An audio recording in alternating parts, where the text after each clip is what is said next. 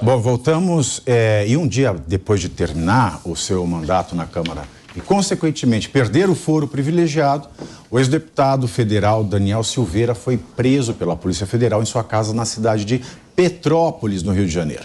A decisão do Supremo Tribunal Federal foi motivada pelo descumprimento de centenas de medidas cautelares definidas pela Corte, como, por exemplo, o uso de tornozeleira eletrônica e a proibição de usar as redes sociais. A Polícia Federal ainda encontrou uma quantia bastante significativa em dinheiro na casa do ex-parlamentar. Carol, olha, será que ele ia fazer? De onde será que veio este dinheiro? Não. Será que ele foi para a plateia do Silvio Santos, pegou muito aviãozinho? A situação cada vez fica pior, né? Será que é por isso que ele foi colocado nessa história aí que foi exposta ontem? É importante a gente falar que o Daniel, quando ele foi preso em 2021... Só para completar, são R$270 mil em dinheiro vivo. Dinheiro vivo, é normal, todo mundo tem isso em casa, né? E quando ele foi preso por conta de um vídeo em que eu até já falei aqui no começo da nossa conversa, em que ele falava que sonhava e via os ministros sendo espancados e falou bem do AI-5 também, que tira direitos básicos dos cidadãos, esses direitos que ele vai ter que recorrer agora, né, na justiça para poder ou sair ou para aguardar a liberdade. O único ponto é que como que a gente deixa chegar a esse ponto a política brasileira? Sabe o que eu acho engraçado esse ponto que você tocou? É aquela música do Bezerra da Silva, conhece? Você com um revólver na mão, é um bicho feroz, feroz. Sem ele, anda rebolando e até muda de voz. Que a pessoa fica assim, AI-5, só o AI-5 para dar jeito desse país, tem que ter o AI-5. Aí chega lá, chega os meganha, chega a polícia, tá preso. Os meus direitos. Aí pede direitos humanos. Mãe, eu não posso ser preso. Porra, o AI-5, tá aí o AI-5, mano. A palavra tem poder, não é? Mãe. Mas, Carol... Eles acham que a liberdade de expressão é poder falar o que quer, gente. Não é. Liberdade de expressão não é isso. É poder falar que quer ver ministro do Supremo sendo espancado. A questão é liberdade de expressão é você falar o que quer, mas aguentar a consequência. Mas, Carol, o seguinte, você falou como é que a população deixa chegar a este ponto. Vocês lembram aqui como foi que o Daniel Silveira foi eleito? Vocês lembram da conjuntura? O que ele fez? Como ele foi conhecido nacionalmente? Rasgando uma placa em homenagem a Marielle, que tinha sido acabado de ser assassinada. Foi este o momento que ele ficou conhecido. E naquele momento ele já tinha mais de 60, se eu não me engano, processos dentro da polícia do Rio de Janeiro.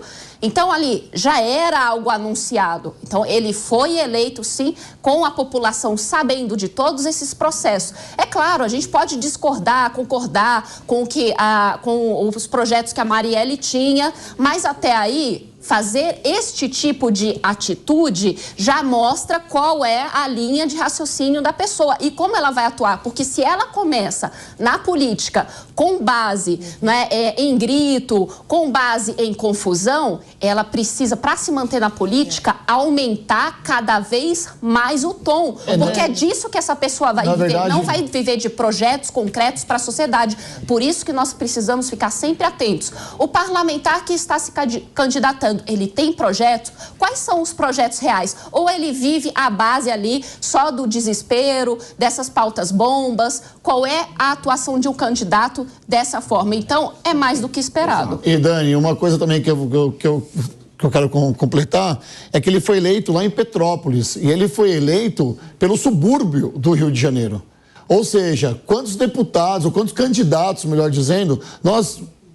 Ao longo da história da política, a gente viu por aí nas comunidades, né, favelas, entre aspas, não pode mais falar esse nome, mas enfim, que vai lá e faz um monte de promessa, tem uma oratória, não pode mais, agora não é favela, virou comunidade. Tem uma galera que tá olhando aí, não pode falar favela. Eu nasci e fui criado na favela, pronto. Quantas pessoas a gente vê aí prometendo um monte de coisa e acaba usando da boa fé dessas pessoas para se eleger. Ele nunca foi uma pessoa tão equilibrada assim. Exato. O seu representante te representa, ok? Sim. O que te representa? Assim. Violência representa você? Não. Essa pergunta que o eleitor tem que fazer. Mas falta de civilidade representa você? Exato. Eu entendo. Não, calma, deixa eu só responder isso que o Pavinato colocou, porque é uma situação bem complicada de falar. Porque ele não veio fantasiado de ursinho carinhoso pedir tudo bem, mas a realidade da favela é diferente, Pavinato. A realidade da favela é as pessoas que vivem de cesta básica, que não tem dinheiro para comprar um gás de cozinha, cara, que vivem em situações precárias. E que o cara vai lá com uma cesta básica e fala, olha, vou melhorar a sua vida, toma aqui uma cesta básica, vota em mim. E essas pessoas não têm discernimento nenhum se o político tem processo ou não, e faz o quê? Acaba votando nessa pessoa e induzindo outras pessoas da própria comunidade a votar num safado como esse. Por isso que é importante. Então, aí já estamos entrando numa compra de votos. Mas é assim que funciona. Você acha que ele foi eleito de que forma? Ele foi lá e prometeu. Ele foi lá e prometeu. Essa é a realidade. Eu não estou falando de coisa. Eu vi isso acontecer. Eu sou de comunidade. Pessoas que nunca apareceram lá, aparecem. Sempre no período O Daniel Silveira foi eleito dessa forma. Ele nunca foi uma pessoa muito equilibrada. Como você disse, ele já tinha 60 processos. Não é um processo de trânsito, não é um processo... Eram 60. Policial, né? Pela polícia. Então... Compra de voto tem... A gente tem que dar... Acho que ele não era um eu não estou falando que ele comprou voto. Eu não estou falando que ele comprou voto. Estou falando que talvez tenha sido dessa forma que ele tenha chegado lá. Porque ele foi eleito dentro da periferia do Rio de Janeiro. E a periferia do Rio de Janeiro é tão ruim quanto... a de qualquer outro lugar do Brasil. Eu vou te dizer, miséria em qualquer lugar. Exatamente. Eu concordo com esse ponto. Miséria é miséria em qualquer canto.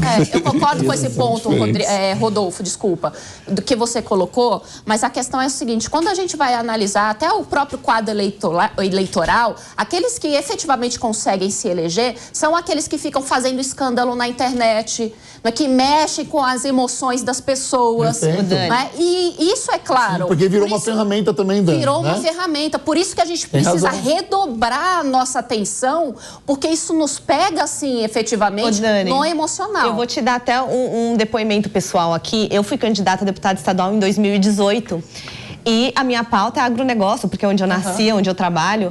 E muita gente, não do setor, tá? Mas em geral, principalmente da política, marqueteiros em geral, falam, Carol, pega essa pauta e grita, e esbraveja, e fala mal de não sei o quê. Falo, gente, não é, essa não sou eu, essa não é a minha origem, e eu não quero esse voto do ódio. Eu quero o voto da pessoa que está estudando, que está vendo o que você vai fazer pelo país, o que você vai mudar pelo país. Então, infelizmente, a gente tem esse voto do ódio, geralmente, não é que a pessoa, o eleitor, é uma pessoa odiosa, mas não, ela tá com raiva naquele momento, e aquele grito acaba representando o que ela queria fazer, ter que distribuir equipamento de proteção auditiva lá no Congresso, porque vai virar a casa do Zé Gritinho.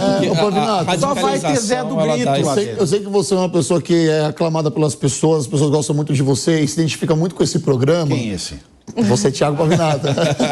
As pessoas gostam muito desse programa porque ele é democrático e é um debate onde a gente traz esse retrato. Onde a gente fala de verdade, onde toca a ferida das pessoas.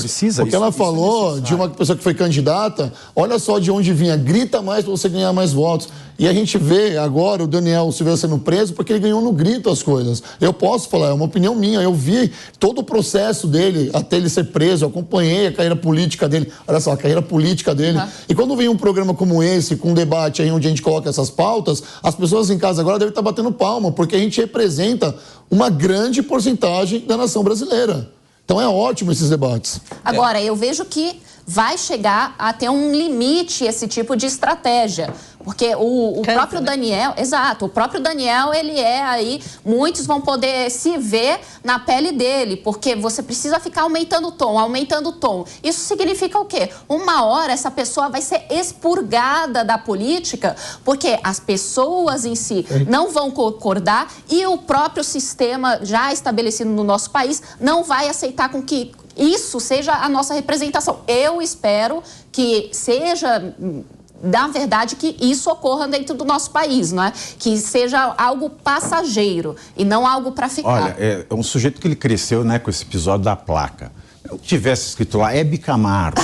A placa é um patrimônio público. Você vai lá, você quebra, já é um crime. O cara já...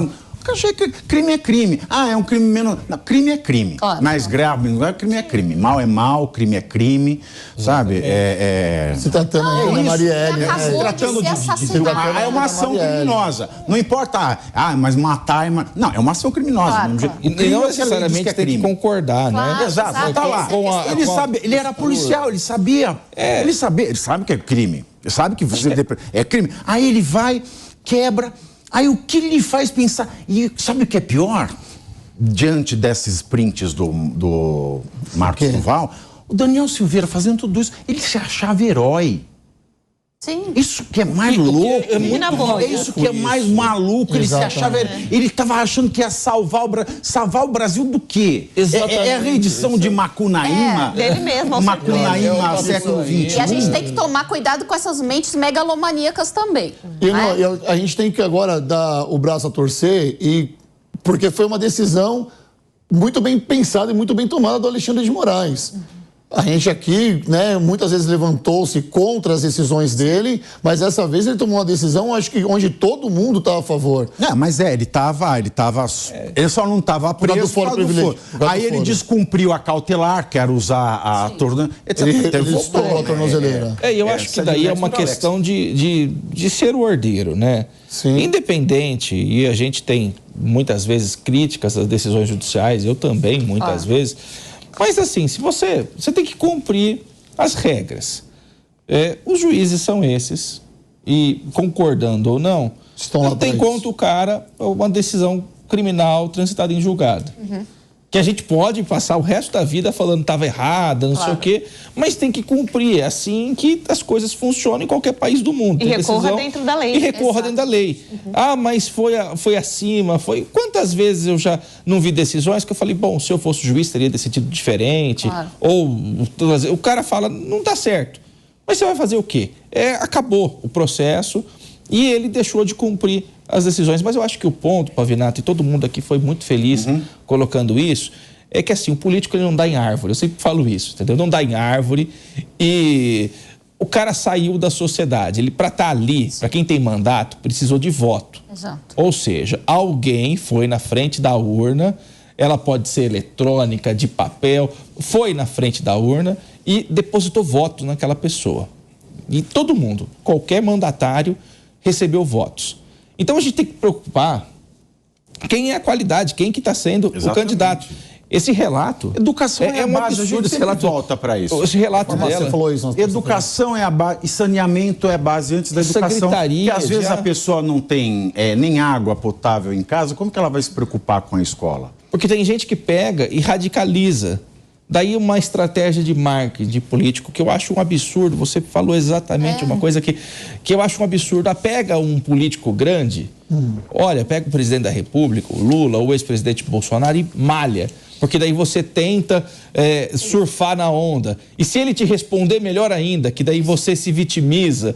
Então, esse tipo de estratégia... que tomou uma estratégia comum, Renato, eu vou trazer um outro exemplo.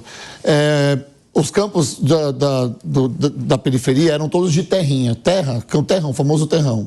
Aí vem um político e fala assim, nossa, eu vou colocar grama sintética nesse campo aí. Quantos times jogam aqui de final de semana? Ah, jogam 20 times. Reúne esses 20 times aí que eu vou fazer uma palestra para eles. Aí reúne lá, cara, 20 times lá. Tem 200 pessoas lá, cara. Olha, eu prometo vocês votarem em mim, eu vou colocar aqui, vou colocar a grama sintética aqui, vou reformar esse clube para vocês jogarem bola, não sei o que lá. Todo mundo vai votar nesse cara. Ninguém quer saber o histórico dele, porque ele prometeu fazer uma coisa boa para a periferia. Exato. Aí você é assaltado, você faz passa a grama sintética. Passa a grama sintética. O trabalho... eu tô doente, eu tô com dermatite, mas não tem por isso, no hospital. Rola na grama sintética. Vai lá. Não tem creche pro meu filho.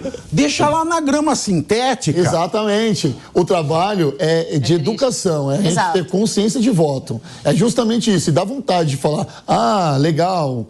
Vai lá agora, na grama sintética, lá, tomar banho. Só que o que eu fico, né, tem até um certo receio, é quando a gente vê determinados grupos que se diz renovação da política brasileira, potencializando esse tipo de estratégia. Né? Renovação renovação, sempre se renovando. Né? Entra a legislatura nova, eles renovam tudo aquilo que não presta. E assim vai renovando tudo. É igual mensalidade, é assinatura. É igual assinatura. A política brasileira vai se renovando.